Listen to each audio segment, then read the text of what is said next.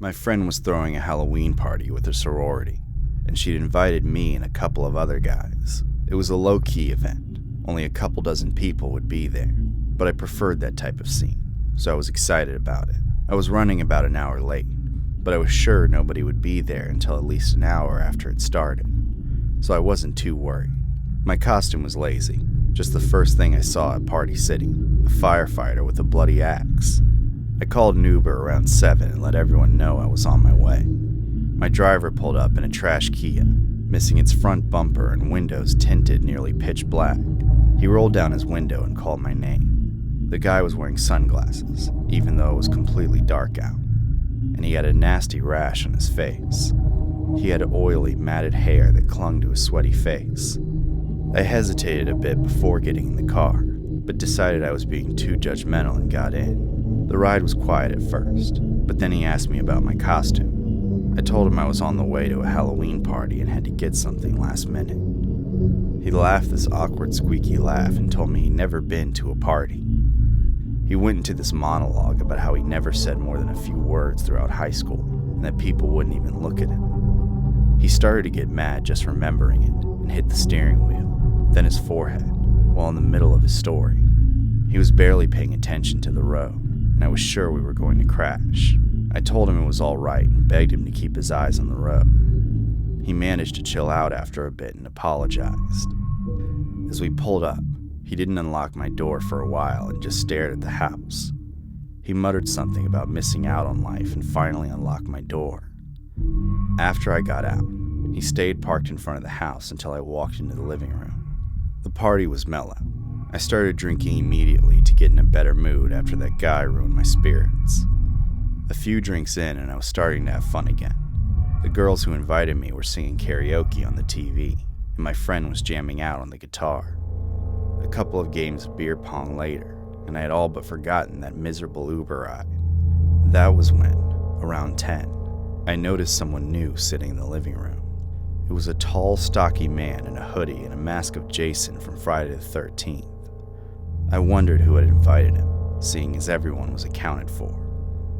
The guy sat in complete silence in the corner of the living room while the party went on around him. Eventually, I asked Rachel, my friend hosting the party, who he was. She looked at me, confused, and said that the guy told everyone he was invited by me. At that point, I was past confused and started to get creeped out. I walked up to where he was sitting and quietly watched the party go on around him. He didn't pay attention to me, even though I was standing over him. I went to tap him on the shoulder to get his attention, and he grabbed my arm before I could touch him and squeezed. I yelped and tugged my arm back. He let go and went back to staring at the party. I yelled at him, asking what his problem was, but he stayed completely quiet. Everyone stopped partying and was watching us. I told him to tell me who he was or get out, and he stood up, almost a head taller than me. I wasn't exactly short, but this guy was huge. There was a machete attached to his waist, which I was praying was a prop for his costume. Everyone stopped partying and was watching us. The whole party was dead silent. The guy walked to the middle of the room, put his head in his hands, and started sobbing. Some of his hair spilled out of his hood. It was familiar, black, oily, just like the Uber drivers.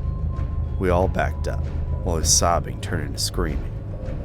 The man grabbed the machete from his waist and pointed it at me. His voice was hard to make out through the mask, but he said something about how it wasn't supposed to be like this. He took the machete and threw it at the TV, shattering the screen, before running out of the house and down the street. Nobody chased him. We all just stood there in stunned silence.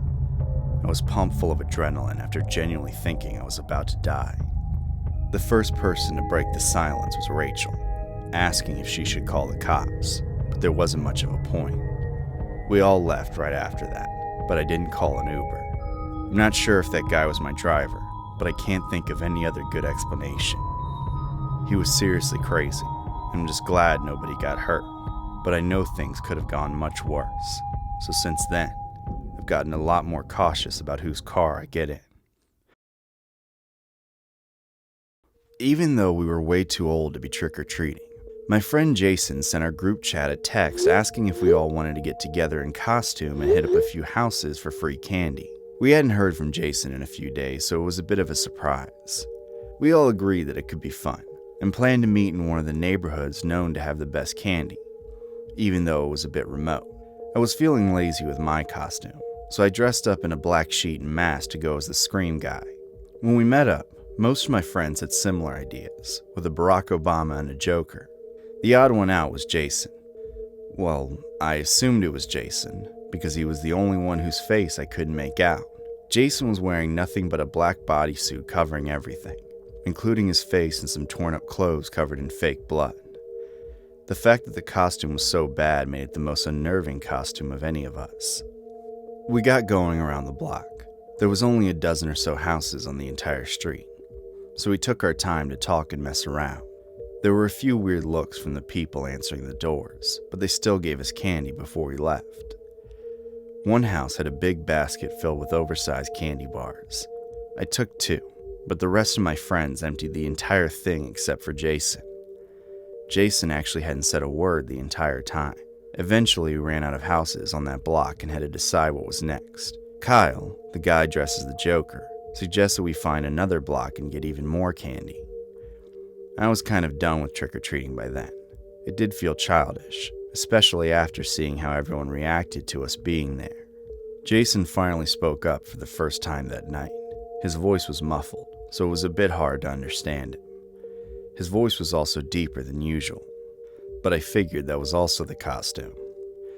He took out his bag and told us that he'd stolen alcohol from his parents and said we should go drink at the park. I wasn't big on drinking, but I figured it was a special occasion, so I might as well let loose for a bit. As we came to an agreement, Jason said he knew a spot where we could drink and eat our candy and that he'd lead us there.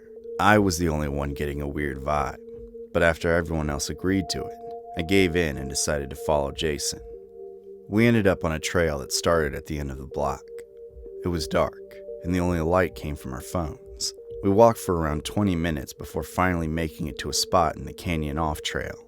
It was an opening under a canopy of bushes. The place was filled with trash and old beer bottles. There was also a sleeping bag and some broken glass pipes in the dirt. I asked Jason if this was really the place he was thinking of, and he nodded, pointing to the view of the sky through the canopy. It was really nice, I had to admit. The stars were in full view, and the moon was bright enough that I could see everything. We started drinking the stolen vodka. Jason just sat back and watched us through the black face covering while we got more and more drunk. Kyle and Drew were wobbling around like idiots, and I was starting to feel it too. We were making way too much, considering that there were houses just outside of the canyon. As it got later, I knew it was time to head out, but I was starting to feel really out of it, way more than I should have with how much I had drank. The world started to get hazy, and I looked over to find Kyle and Drew both passed out. Jason stood up for the first time and stood over me. I mumbled, asking him what he was doing, and he knelt down over me, inches from my face. I wanted to struggle, but my body wasn't listening. Jason reached out to touch my face, but as he brushed my skin, 3 flashlights shone on the trail and down into our area. Jason, well, by then I was doubting it was Jason at all, got up and ran off just as 3 people hopped down into our camp. I passed out as the officer approached me. The next day, we found out that Jason had lost his phone 3 days before, meaning he wasn't the one sending those texts, and he wasn't the one with us that night. Whoever that guy was, he'd spiked our drinks and had something planned for us once we were unconscious. I hope he just wanted to rob us, but I think it might have been something worse. That was the last year I went trick-or-treating. The fun was completely gone, and I couldn't get the feeling of that guy pretending to be Jason touching me out of my head.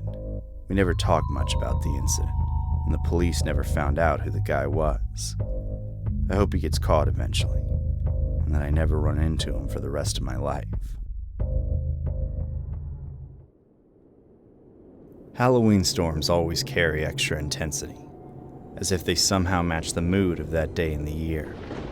I remember how powerful the thunder was, the windows rattling and the lights flickering. Even modern conveniences yield to nature, I guess. That night, however, had more to do with the supernatural than anything else. I still get goosebumps when I think about it. My parents were at a party the year this happened, so I decided to have 3 friends over while they were gone: Liam, Sophie, and Josh. We didn't feel like going trick-or-treating that night. So we ended up in the basement playing a dusty old board game. It's kind of funny how we found ourselves playing it despite my uncle's warning. My uncle joked to me once saying, "Never touch that board or you'll be cursed." But there we were, disregarding his advice. I thought my uncle was just pulling my leg, so I figured we were safe to play it. We sat around a folding table, lit a few candles because the power was malfunctioning, and put the little pointer at the center of the board. The game was new to all of us. Liam was brave enough to get us started. "Is anyone there?" He spoke dramatically, as if to imply that the task of questioning the board was frightening. The pointer scraped slowly to Y, then E, then S. We laughed out loud. Sophie quipped playfully, "Nice try, Josh." We assumed he was the one who moved the pointer. It seemed as though silly questions rolled right off our tongues. Will I fail math?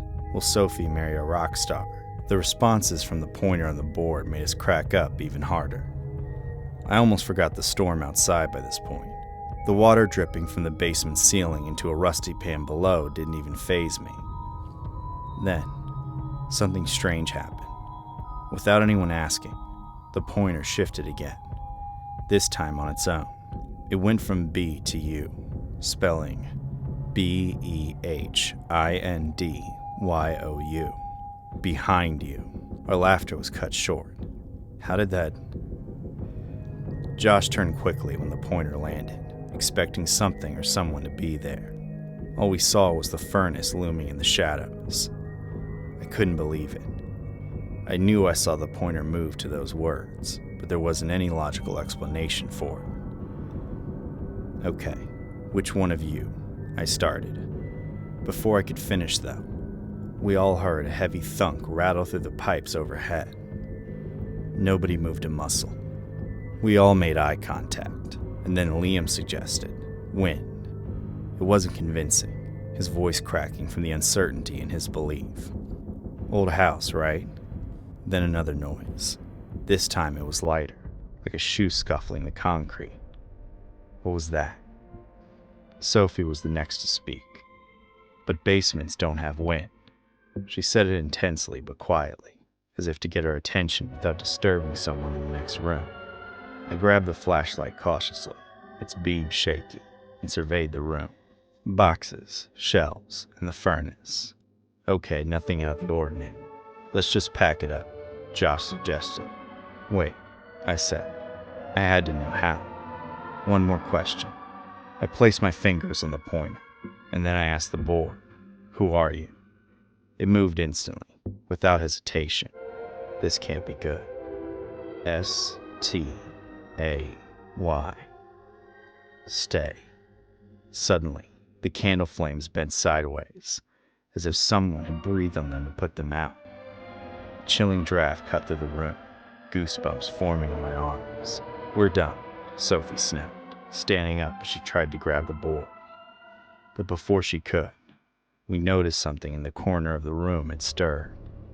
It appeared darker, like it was just another space in the room, only this was pitch black. But then that darkness shifted, lifting, stretching, and a shape began to take form. It was taller than any of us, and its head scraped the low beams. The others didn't get a clear look at it, but I did. The outline. It had a face, pale and featureless, like chalk. I felt my chest drop. Then the flashlight flickered out. No. I should have listened to my uncle. I thought. Whatever it was alone with us in the dark. I heard a whisper. It was Liam, petrified, saying run. We bolted to the stairs, heavy steps striking the concrete behind us. I knew the figure was gaining on us, but I couldn't force myself to look back. Josh shoved Sophie up the stairs ahead of him, and I was the last one to make it to ground level. I slammed the basement door. At first, I was surprised by silence. Then the knob twisted. I immediately grabbed it tightly before the door could fully open, as my heart pounded like it would break free from its cage. The figure we saw yanked the door harder than human hands should. Just when I thought the door would give way, there was silence. I didn't hesitate any longer. I signaled to Sophie to grab the phone in the kitchen.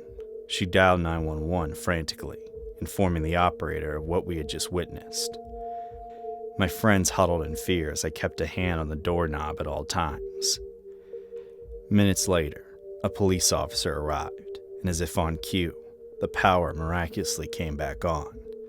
We felt dread as the police officer stepped down into the basement, the place from which we had narrowly escaped.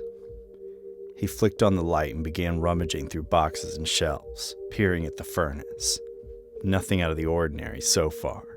No one was there, at least not anymore. There were no other footprints either. The dusty floor hadn't picked up a trace of other footsteps except for our scramble to the door. The police officer concluded the premises were clear of any other presence, his tone condescending. He looked at us as if he didn't believe our account, but didn't have the audacity to call us liars. After the police officer established we were safe, we dragged the game out to the trash, recovering our wits as best as we could. We didn't say much. It wasn't long before their parents arrived to pick them up. I had to wait in that house alone, my parents still out, and by this time, the storm had died, the candles had burned out, and the basement door was still closed. That night was hard to sleep. Whatever I saw might still be there. I didn't tell my parents yet, but I decided the next morning I would prove to myself it was nothing. As the sunrise illuminated the valley, I looked for the game in the trash. The only problem was, it wasn't there. I couldn't find it anywhere. I looked and looked. I finally found it, back on the table, in the basement, with the pointer in the center. How did it... Before I could answer that thought, I saw a single word spelled out on the board. I still get the shivers. All it spelt was S-T-A-Y.